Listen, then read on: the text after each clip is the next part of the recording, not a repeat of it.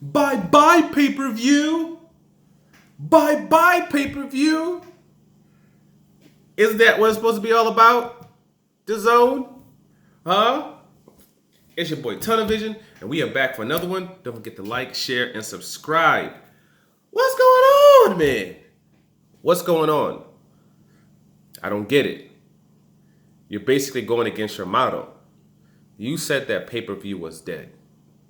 You said that DZON was coming in to destroy the pay-per-view model. Whatever it might be, boxing, MMA, because you have both boxing and you have MMA on your platform. You're supposed to be destroying pay-per-view. Canelo Alvarez, he's supposed to be the face of boxing.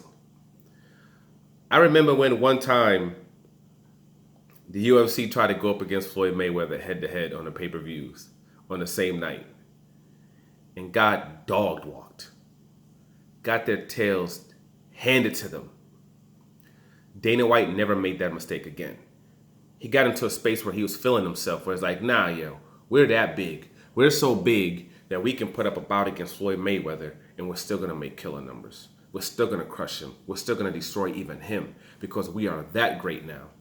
And he found out very, very, very, very quickly that that's not the case. And he found out very, very quickly, even though a whole bunch of those people that watch those UFC fights and watch MMA, watch Floyd Mayweather too.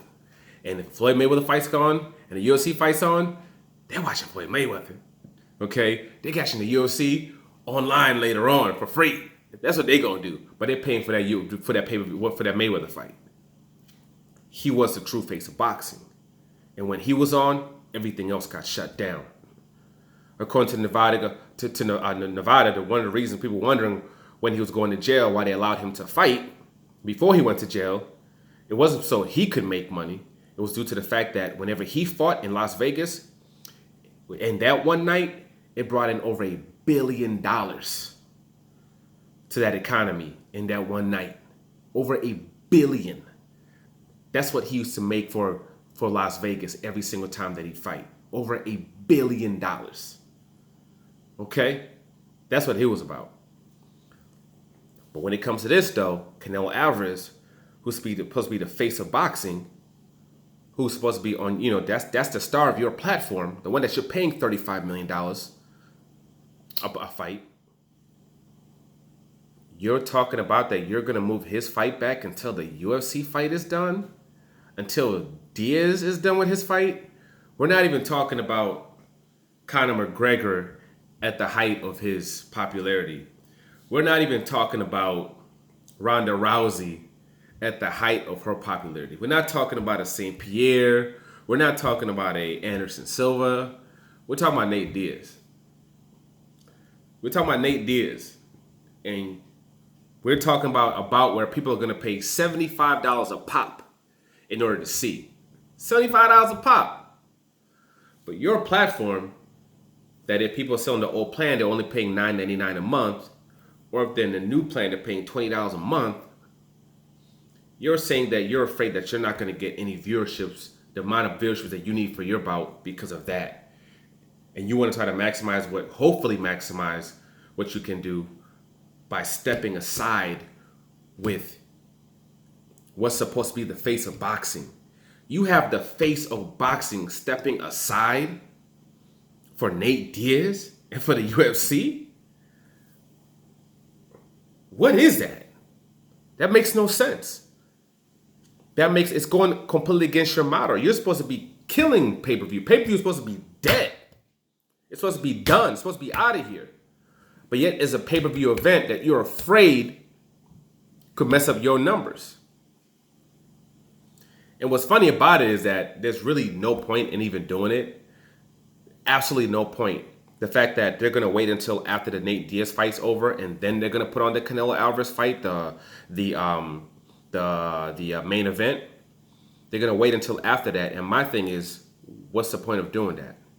When it comes to the East Coast not going to be getting that fight. They're not going to start watching that fight till what? 1 o'clock in the morning now?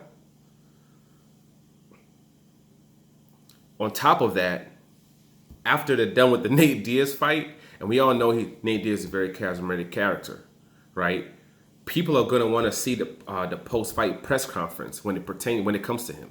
They're gonna want to see that. So they're still actually not gonna go see a bout. Once that fight is done, especially if Nate Diaz wins, their whole focus is gonna be, we want to see what the hell happens in the press fight. What's the post press fight conference? They're gonna want to see what Dana White says and what he says, because he's also a very charismatic person. They're gonna want to hear what he has to say. They're gonna want to see what Nate Diaz has to say. We're gonna want to hear what might be next that pertains to him. So they're still gonna be completely focused still on that anyway.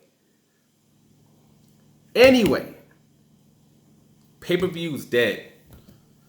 Manny Pacquiao doing 500,000 plus pay-per-views at $75 a pop.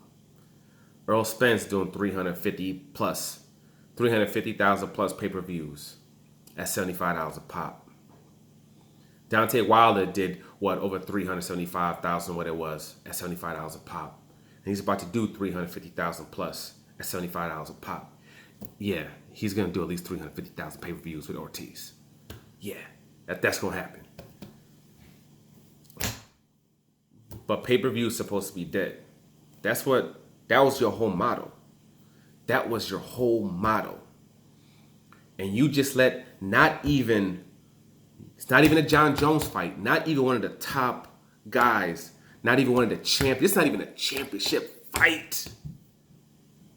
It's not even a championship fight. But your flagship fighter, who's supposed to be jumping up 2 weight classes to try to, I guess, quote, make history, Mexican or whatever it is history, you made that man step aside for a UFC pay-per-view bout. It's ugly, man. It's ugly, man. I don't know who's running DZON, but if they want to be successful in this American market, they're going to have to make some adjustments, and they're going to have to make some adjustments fast. Because the way they're moving, basically all they're doing is what HBO used to do. They have, people say, HBO 2.0. What I like to say is they're HBO on clenbuterol. Okay? They're basically HBO, game plan, juice out the frame with hundreds of millions of dollars thrown at it. And that game plan it's not going to work. It's not going to work. But I guess that's what happens when, you get a guy from the UK in Eddie Hearn who doesn't understand the American market, and you have him basically pushing your brand in the United States in a place where he doesn't understand how things work. I guess that's what happens when you take the man who used to run ESPN, some of his faulty moves ended up costing them billions of dollars, caused a lot of people their jobs, where they had to make adjustments and they had to get rid of him. Not only because of that, but also due to the fact that he's a freaking drug addict.